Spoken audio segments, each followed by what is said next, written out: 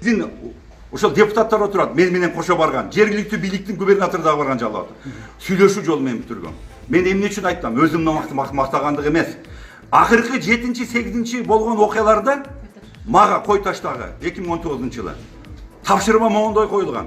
Атамбаевдин үйүнө баруу керек. Атамбаевди сурак алып келүү, мажбурлоо түрүндө. Мен 7 августта ошол өзү менен турган кызматкерлер менен мен сыймыктанам, катардагы сыймыктан. Бирок мен аларды өлүмгө салып барбадым. Эгерде Атамбаевдин үйүнө барганда, ал жерде барымтада калган Альфанын кызматкерлеринен курал алынган 55 автомат, канчалаган октор бирден атылганда канча өлүм болот эле. Бир кыйын барып, айткан сөзгө көнбөстөн барып адамдарды куулаганда Самат Курманкулов эмне болду? Ким жооп берет? Ички иштер министринин кашкара стаканы чыкпайт. Эч качан жооп бербейт. Же баш ошол команда берген адамбы? Жок. Пурсан Асалов андай жолго барбайт. Ошол күнү дагы сүйлөшүү жолу менен мен бүтүрөйүн деген барымтадагыны. Бирок кээ бир адамдар менин сөзүмдү уккан жок. Ушул абалга алып келген. 8 август боюнча мен абалды туура билип, ошол жерге баргандан кийин Атамбаевдин үйүнө киргенде мен жалгыз кирген эмес, менин ушол ПСН деп коет. Атайын жөнөкөй өздүк курам эң жакшы кызматын көргөздү. Ички иштер министринин кызматкерлери эң жакшы ишти жасады. Бардык киргендин арасында мен болуп, мен көрүп жетекчиликтин кылып аткан иштерине. Штурмду колдобостон мен кыргыз жергебизде тынчтык туруктуулук болсун, бейкүнүү адамдардын каны төгүлбөсүн. Анан эң немеси биздин жергебизде дайыма башка адамдар ушуну колдонуп кетпесин учурда деп туруп, ошону ойлонуп, ошол учурдагы абалды көрүп бардыгына ошол өзүмдүн башымдан өткөн тажрыйбаны эске алуу менен мен буйрукту жогору жактан ошондой эле 7 августта дагы бардыгы турат. Мелисанын кызыкчылыгын сатты деп могул жерде отурат келип. Пурсан Асанов эч качан саткан эмес. Пурсан Асанов өлгүчө ушул жерде туруп кыргыз жергесинде бардык улуттун кызыкчылыгын колдойт. И ак кызматын мамлекетке кылат. Дагы айтыптыр 2010-жылы Атамбаевдин тарапташтары болуп СДПКдан парламентке келгенде. Пурсан Асанов Атамбаевди көргөн эмес 2010-жылы. Юнкогаланы бир ретке келтиргенден кийин бардык партиялар кызыккан. Келексине мен бардык партиянын лидерлери келип сүйлөп берет ошол учурда. Мен ушул жерде отурган мына турат Азамат ака, Кушпа Тезекбаев, Аматов Сейит акалар, Кара Суунун аксакалдары түндүк түштүк маселеси көп болуп кетти 2010-дон кийин. Билесиңер, Бакиев кеткенден кийин.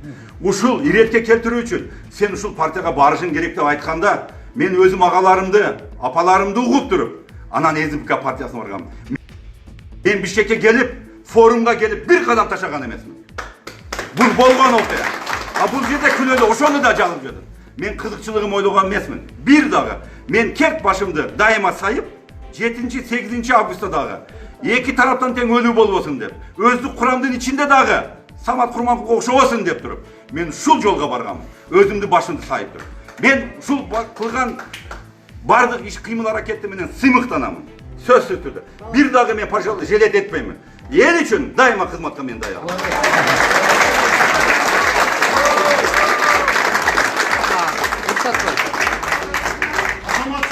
Анан берки эки факты боюнча бардыгы жомок, алар өздөрү билет. Эки кызматкер боюнча дагы башка боюнча мен айта турган сөзүм жок. Сот небесте көргөзөт, бардыгы менде тиешелүү бар. Акыркы чындык чыга турган менде дагы бар. Мен жөн эле жүргөн эмесмин. Келет, адамдар өзү көргөзмө өрөт деген ойдомун. Рахмат.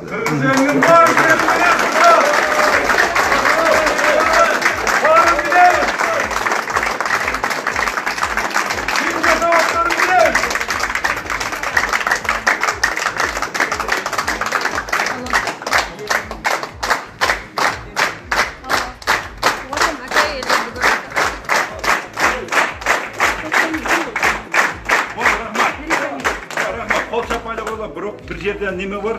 Мындай эле, бул жерде сот болуп атат. Биз мыйзамга баш ийебиз. Мыйзам негизинде бардык бизде мен суранып кетем, өзүм да адвокаттан соң. Көптөгөн суралбаган адамдар бар. Мен ошолор суралганда бардык картина чындыкка чыгат. Ал бардын алды бар. Sen айтып койсоң, senin işin кандай болуп атат ушу? Кыскача айтып койсоң. Менин ишим боюнча эми баягы буга чейин маалымат каражаттарына чыкты. Баарына жашыруун эмес. Эми мен бир гана нерсени айтам. Мен ал ишке эч кандай тиешем жок. Бул дагы бойдон тотулган иштер. Эмне себептен кандай учур менен мен аралашып калганымды мен өзүңөр деле билесиңер. Ошол учурдан баягы Руслан Сатарович болуп чыкканым үчүн мага казылган ор болушу мүмкүн деп ойлойм. Бирок Кудай буйрса мен ишенем, мыйзамдуу өлкөдө жашап атабыз, мыйзам баарын ордуна коет. Рахмат.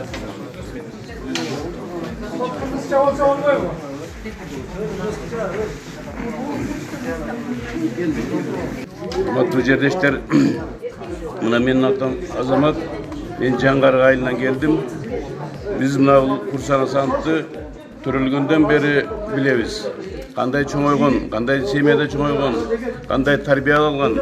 Биз ошон үчүн мынакей бүгүн ушул сотко келип биз күбө болуп карап турабыз.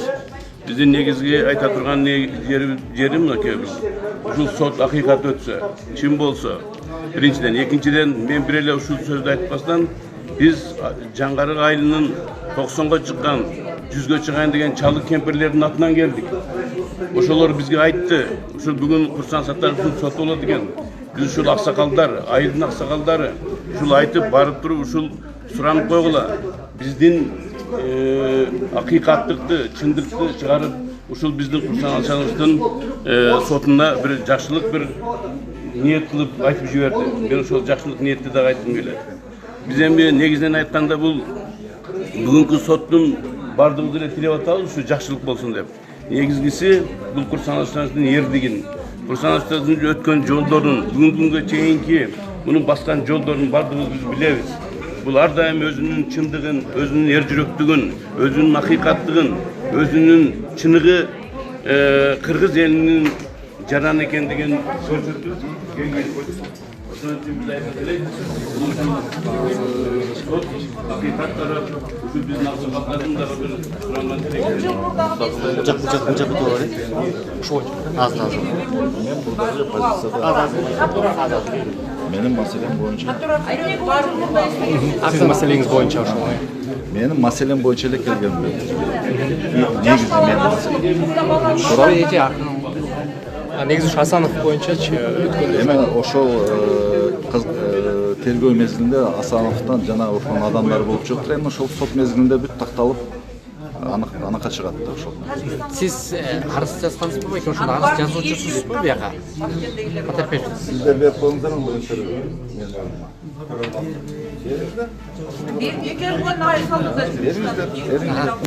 Давайте мен башка жерде берем. Бул жерде эмес. Калсаңар сыртка чыгып берем. Хорошо, сырттан чыгып берем. Эч кимден коркмойм. Сизден сиз кимсиз? Siz emniyet yanına gibi oturup benim barınayım olanlar. Эмне кылып атам? Emniyet 10 cumhurbaşkanı emniyet adres etmişti. Телефонда чыгып берип коесузбу да? Кыскача сүйлөп коесузбу? Жок, эми мен чакырган үчүн катышып отурам. Болбосо керек жок мага бул. Мыйзам болот, бар мыйзам негизинде. Мыйзам. Эч башка айып жок. Мен Бир комментарий бүтсүн чыгып чыккандан кийин. Азыр сот келгиче убакыт бар да. Жок, сотко катышайлы, толугу менен көрөлүк. Жок, сиздин деме арыз жазганыңыз боюнча, кайрылганыңыз боюнча эметпейли, айтып койбойсузбу кишине кыскача коюп. Мен соттон кийин берем. Арыз жазган баарыңар билесиңер да. Баарыңар билесиңер. Onu эмне комментарий эмне кылып кыласыңар? Комментарий керек да. Жок. Комментарий да азыр мындай, урматтуу катышуулар. Тынч отуруп берипсиз. Мындай да, биз Курсан экөөбүздүн эч кандай тирешибиз жок. Мен аласа белесем жок. Бул киши менен мындай турмушумда мындай неме болгон жок. Бирок тилекке каршы мындай, мага каршы какой-то бир мындай тымыздын иштер аябай көп болуп тур да. Мен ошол арыз жазып атканда бул Курсан Сатаровдун тиешеси бар экенин билген жокмун. Силер үчүн маалымат болсун. Arızda kayra alsanız balamanda? Жок, мындай да. Эми мени уккула. Бул жерде арыз мен неме Кадырбаковна шек келтирген. Мени аябай оор кылмышта күнөөлөгөн. Мындай да, эже. Аны жаңырда илгерде жазганда. Сонга чейин эле жаңырда жазып чыкпады, илгерде. Эми мындай да. Ар бир нерсе кылмыш такталып, сотто далилдениш керек да. туурабы? Му кайсы элди айтып атасыз? Facebook, интернет, бул бардыгы мындай ушак гана. Сиздер ушак айтпайсыз, элдин баары ушак айтабыз. Ну, эгер мындай да, эгер ушул нерсе тастыкталса, бул мурда эле тастыкталат. Айнеге сиз жумуштан алып койду анда, эгер баары ушак болсо. Мен арыз жазып чыктым. Бекерден жазган жоксуздар. Оны эми сиз билбейсиздер. Мен өзүм үчүн билем. Кылмыш болсо, сот таласында чечилиш керек. Кылмыш болсо. А кылмыш жок, ушак боюнча эле кала берет. Ушак боюнча жумуштан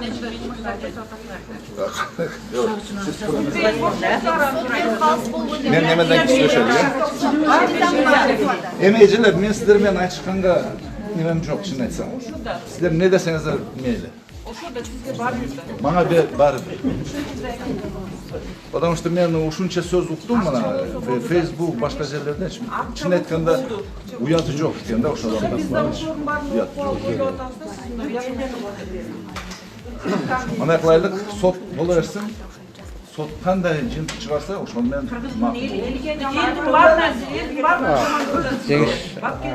Айтсаңыз, Тажикстанда жетекчиликке айтпай, Тажикстанда болгон деген бир маалыматтар кандай? ал түшүнүк катыңызда жазган боюнча. бардыгы мына түшүнүк катына массалык маалымат каражаттарына чыккан, массалык маалымат каражаттан чыккан, анын баарына окуп чыктыңар, ал боюнча кызматтуу иликтөө жүргөн. Башкача айтканда, бул мындай ити жыгына чейин териштирилген маселе. Бардыңар билесиңер, эгер ошол түшүнүк катта, ошол иште кандайдыр бир кылмыштын курамдары болгондо мурда эле бул козголуп каралмакчы, туурабы? Ошол жок болгондуктан тийиштүү атайын кызматтар өзүнүн илтөөсүн жүргүзгөн ошол мезгилде бүт баарын кылган. Бирок эчтеке мындай далил жок болгондуктан бүт териштирүү жыйынтыкталган. Анын калганы бул эми мына эжем айткандай Facebook'ta неме түшүнүк каттарга чейин барып чыккан, туурабы? Анын комментарий не кереги бар? Баткендиктерди кантесиз? Эже, давайте мындай кылайлык, Баткенге чогуу барайлык.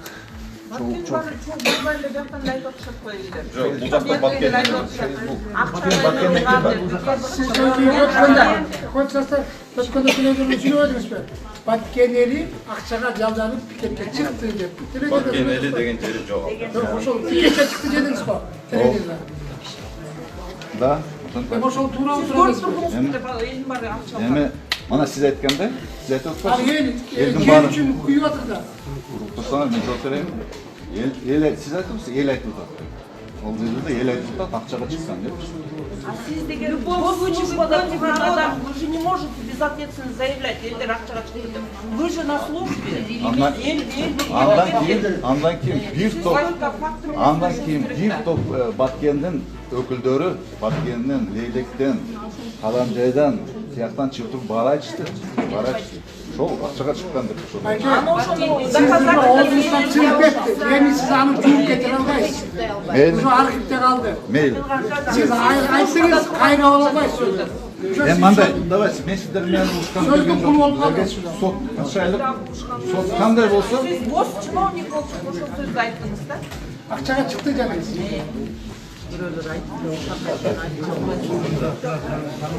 мен сиздер менен урушканга келген жокмун. Сиздер сот кылдыңыздар, всё. Болду, калган маселе. Ушундан кийин